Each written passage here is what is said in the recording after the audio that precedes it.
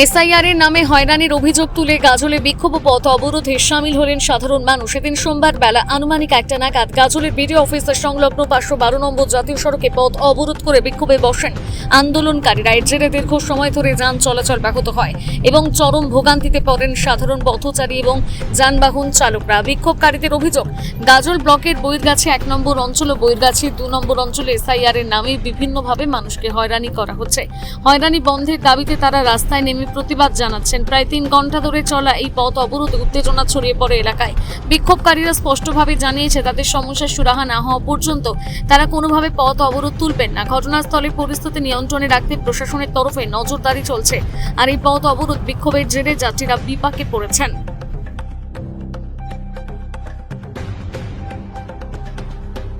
প্রতিবাদ এই জন্য করছি, এসআই বারবার ই করছে।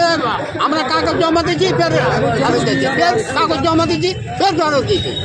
এই জন্য আমরা অবরোধ। কি হচ্ছে, কি দিচ্ছে? ফেরত দিয়ে দিচ্ছে যে এটা হলো না ওটা করো, ওটা হলো না ওটা করো, ওটা হলো না ওটা করো। এই যে খালি ট্রান্সফার, হ্যাঁ, এর জন্যই আমরা অবরোধ করছি। আপনি কোথা থেকে আসছেন? আলীনগর থেকে। আপনার কি সমস্যা রয়েছে? আপনার কি সমস্যা রয়েছে? এসআইআর কি হিয়ারিং? নাম একবারে ই করছি, আরেকবার যাচ্ছি, এটা হয় না। তার জন্য কি করেছেন? কোথায়?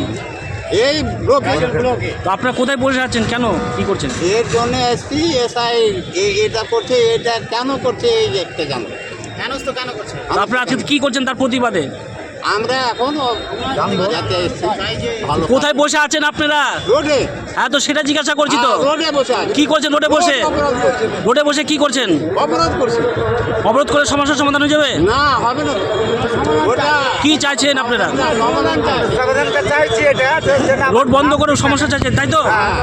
আপনার নাম? আমার নাম মোহাম্মদ শাহজাহান আলী। আমাদের এসআইআরের নাম থাকা মানে 2042 লিস্টের নাম থাকা সত্ত্বেও বারবার নোটিশ যাচ্ছে। মানে আমরা একমাত্র ফর্ম ফিল আপ করা হলো, আবার করলো, তারপরে আবার ফের আপলোড করা হলো, তবুও হয়রানির শেষ নাই। এই জন্য আমরা এসআইআরকে কেন্দ্র করে আজকে এসেছি। কি করছেন আপনারা এসআইআরকে কেন্দ্র করে?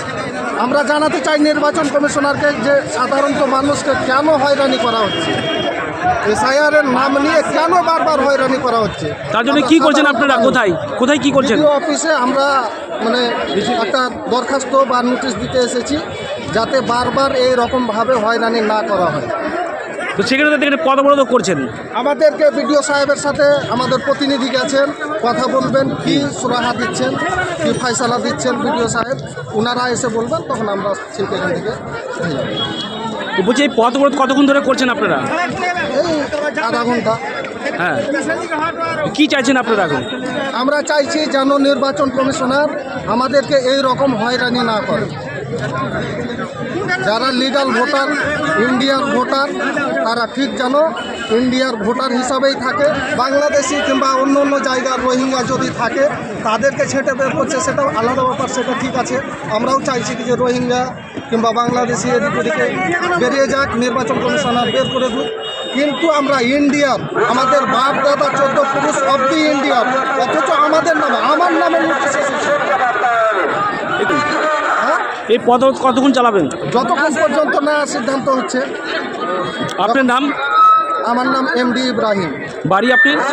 বাড়ি বৈরগাছি 1 অঞ্চল, দক্ষিণ আলীনগর, থানা গাজল, জেলা মালদা, পশ্চিমবঙ্গ।